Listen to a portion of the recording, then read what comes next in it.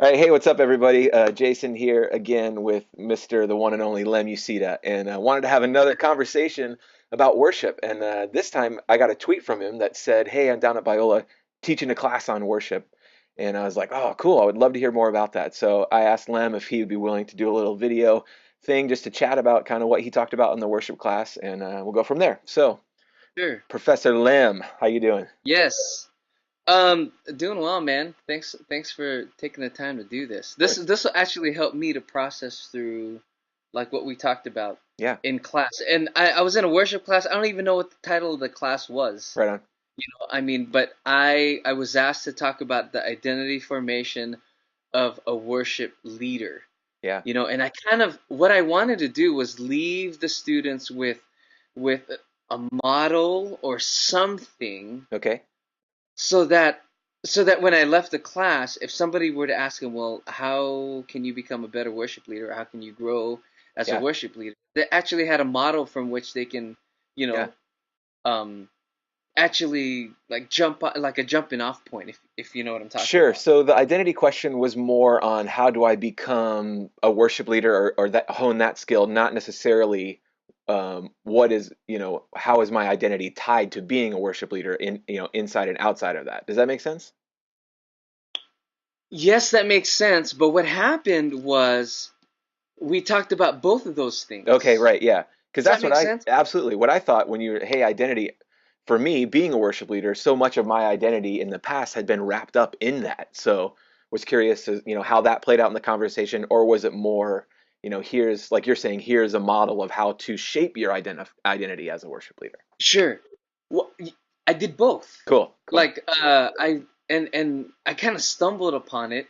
What I ended up doing after talking to the professor, I basically took identity formation theories, things that like I've been writing about and Sure, studying right, about, right. and I like put on like I overlaid this worship leader Yep. development Sure, sure, right, on right. top of that. And what I came up with was, I mean, it was like all these old ideas. It wasn't anything new Right, for me, sure, but sure. I repackaged it in a new way. Cool. Like I came up with something very cool. I mean, it was cool for me. So, so I'll just kind of get into it. Yeah, Like please. the first thing that I walked through was uh, in identity formation. There is this uh, people call it like the true self. Sure. Okay, if you look at William James, he calls it the I, and so the true self or the real self, the I, is where your true identity lies. Yeah, Okay, now what happens in identity formation is you then end up creating these projections of self out here. sure, right. Okay, so here's the real self, but then I create this functional self that Yes. you interact with. I create these projected selves. So whether it's my Facebook profile or my Twitter Sure. account or my worship leader, you Face, know, front. Yeah, yeah. role and face that I play, From the I stage. Yeah. project that out there. So what happens is real self or the I creates a projected identity. And then or I create this worship leader identity that I put Yeah. up on stage. And what happens is people interact with this projected Yeah. identity, and that projected identity then shapes Wow. Sure. and so and so if people say nice things about what I've done as a worship pastor, if they enjoyed the music or they encourage me in some way, that ends up shaping then real identity. So Sure. I create a projected identity, and as that projected identity interacts with other people, it shapes me. Now, the insight for me that was super exciting is I was reading this book, and Sherry Turkle is the author. She wrote this book called Alone Together, and she was talking about the performance of identities. Hmm. And so there's real self, there's the I, and we create all of these roles out in society, and those are a performance of identity. It's Sure. not who I am; it's just a part of who I Okay, am. sure, sure. And what she said was a performance of identity is always disorienting, because what happens Hmm. is the performance of identity becomes then our true identity. Sure, So then sure. what we have, the situation then is like you can either live out your life Yeah, from true identity, who you really are, yeah, or you can start living your life yeah, like your true identity, or the identity that you live out becomes this performance. yeah. Right, You know sure. what I'm saying? Absolutely. And performance is uh disorienting. And so then there's this cycle of creating identity. It shapes me. Now, when identity, when worship leading is born out of my true identity, my Yeah, brokenness and my humility yeah, yeah, and yeah. my time with God, and that sacred space, it ends up shaping the way that I lead worship, Hmm. right? Right, And right. then that ends up then either affirming, typically it affirms what I guess my brokenness or my humility. Yeah. But what happens, I think, and I think all worship leaders kind of learn this, most people focus and live out in the performance of identity Yes, first. absolutely.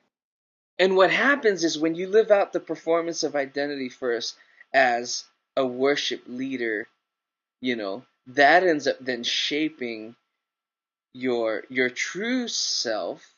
And somehow, like when you live out the performance of identity first, it it's disorienting, but so then it moves you further and further away Huh. from Yeah, your true self and your brokenness and the yeah, right, humility, right, right.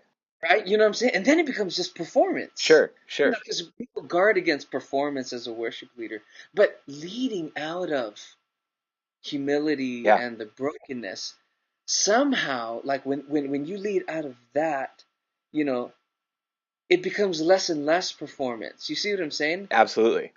The performance of identity becomes more true to who I am, and Right. then my worship leading comes out of brokenness and humility Yeah. and What God, time with yeah, what God. God's doing inside of you at that Does moment. that make Yeah, sense? absolutely.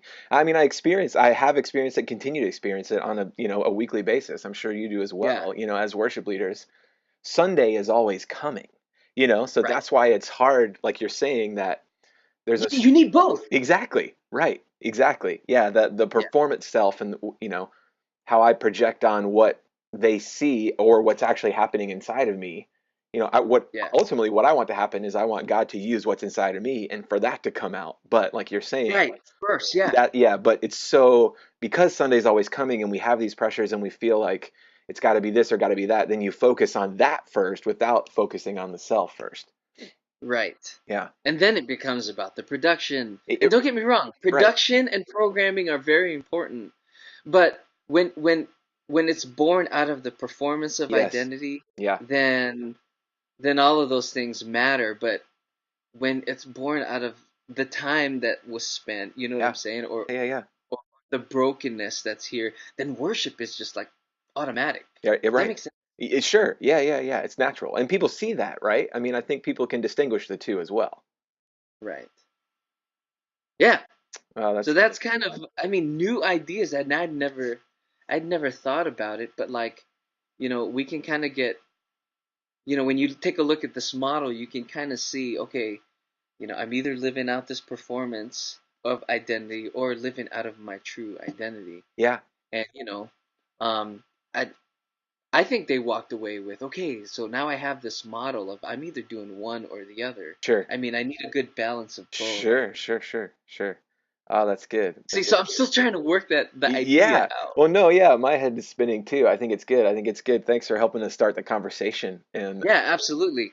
man, if you guys want to continue this conversation with me and Lem, please check out our blogs and follow us on Twitter. We'll put all that stuff at the end of the video and we'll post this video. But would definitely love to hear your thoughts, other worship leaders and guys out there. How do you live in that tension, so to speak, I guess, of Sure. of Yeah, the absolutely. identities of the performance and the true self, and how does God use that? So, um, Cool. all right, thanks, Lem. Thanks for your time. Appreciate Thanks, it.